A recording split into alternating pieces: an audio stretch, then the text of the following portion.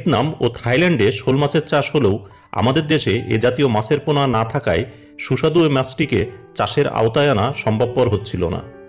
একসময় দেশের প্রাকৃতিক জলাশয়ে এ মাছ পাওয়া গেলেও পরিবেশের বিপর্যয়, জলাশয় ভরাট সহ মানুষের বিরূপ আচরণে এ মাছ যখন বিলুপ্তের পথে, তখন কিছু খামারি ভাইয়েরা ভিয়েতনাম হতে 2011 সালের দিকে এ মাছের পোনা এনে চাষাবাদ শুরু করেন। কিন্তু পরবর্তীতে বিভিন্ন জটিলতায় আর সম্ভবপর হয়ে ওঠেনি। তবে প্রায় 1 দশক চেষ্টার পরে এ মাছ কৃত্রিম প্রজননের মাধ্যমে পোনা উৎপাদনে সফলতা অর্জন করে বাংলাদেশের মৎস্য গবেষণা ইনস্টিটিউট ময়মনসিংহের বিজ্ঞানীরা।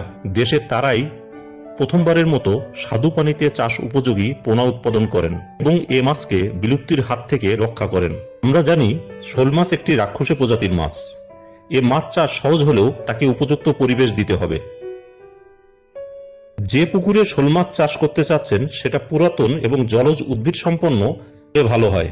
অনেকেই শোল মাছ চাষে পুকুরে কচুরিপানা দিয়ে থাকেন, তবে কচুরিপানা হতে হেলেঞ্চা, কলমিলতা জাতীয় জলজ উদ্ভিদ দিলে বেশি ভালো হয়, কেননা এ মাছ আড়ালে লুকিয়ে থাকতে পছন্দ করে। যদিও কচুরিপানা পুকুরের অতিরিক্ত গ্যাস শোষণ করে থাকে। আর পুকুরের চারপাশে কমপক্ষে 5 ফিট উচ্চতায় জাল দিয়ে বেড়া দিতে হবে, তা না হলে বর্ষায় এ মাছ লাফিয়ে চলে যাবে। এরপর শতাংশ প্রতি 20 থেকে 30টি পোনা মজুত করা যেতে পারে। আমরা জানি শোল একটি রাক্ষসে ও মাংসাশী শ্রেণীর মাছ। এরা সাধারণত জুপ্লান্টং, পোকামাকড়, ছোট ব্যাঙ, মশার শুক কীট ছাড়াও জলজ কীট পতঙ্গ খেয়ে থাকে।